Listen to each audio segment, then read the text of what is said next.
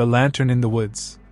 I grew up in a small town in the countryside, the kind of place where everyone knew your name and your business.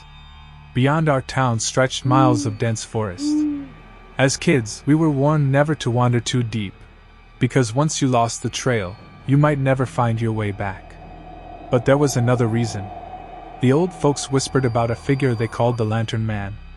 The story went that, at night, if you strayed too far from the path, you'd see a dim lantern swaying in the trees. People thought it was a hunter, or a lost traveler, until they followed it.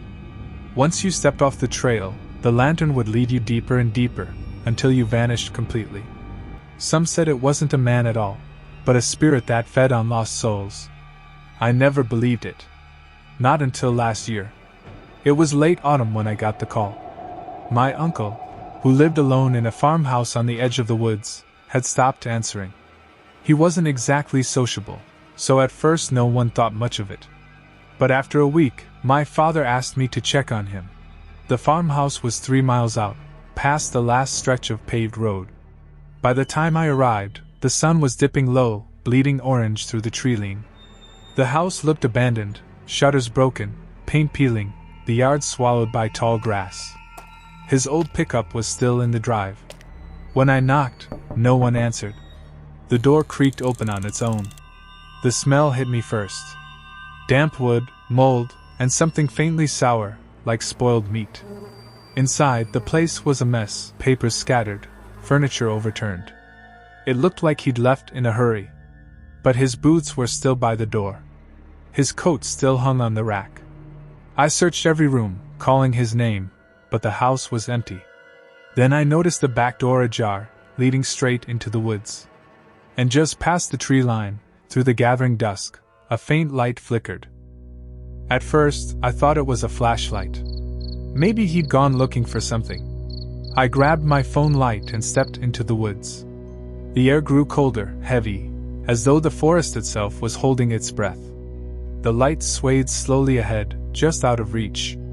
Every time I got close, it slipped further back, deeper between the trees. "Uncle?" I called out. My voice came back to me in echoes. No reply. The deeper I went, the more wrong everything felt. The silence was absolute. Not a single cricket. Not a single leaf stirring. Just the sound of my own boots crunching leaves. Then I noticed something strange. The trail behind me was gone. No matter which way I turned, all I saw were endless trees. And the lantern, always swaying ahead.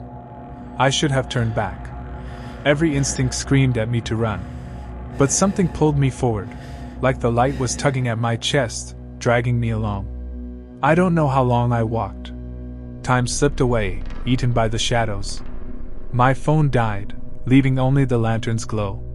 Eventually, the trees opened into a small clearing. And there it was. A man stood in the center, holding an old oil lantern. But his face was wrong. Too long, too pale, like skin stretched over a skull. His eyes were hollow, black pits reflecting the flame. He didn't move. Didn't breathe.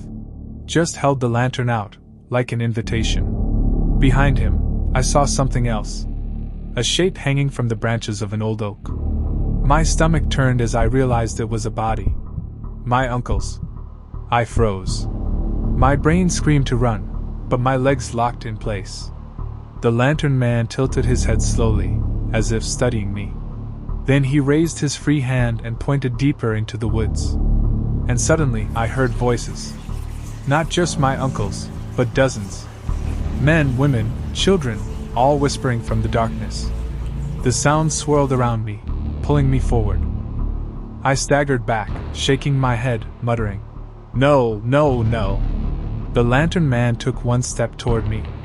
His lantern flared, burning brighter than fire, and for a moment I saw them, faces, pale and twisted, pressed between the trees. Dozens of them, watching. I ran. Branches clawed at my arms, roots snared my boots, but I didn't stop. I ran blind, heart hammering, until the trees broke and I spilled into the edge of a field. Behind me, the woods stood silent, lantern light fading between the trunks. When I stumbled back to the farmhouse, the back door was closed. My uncle's boots were gone. His truck gone. Inside, the house was spotless, as if no one had lived there for years. The sheriff organized a search party the next day. They found nothing. No body. No sign of my uncle. But sometimes, when the sun goes down and the woods are quiet, I swear I see it from my window. A lantern, swaying slowly in the trees. Waiting.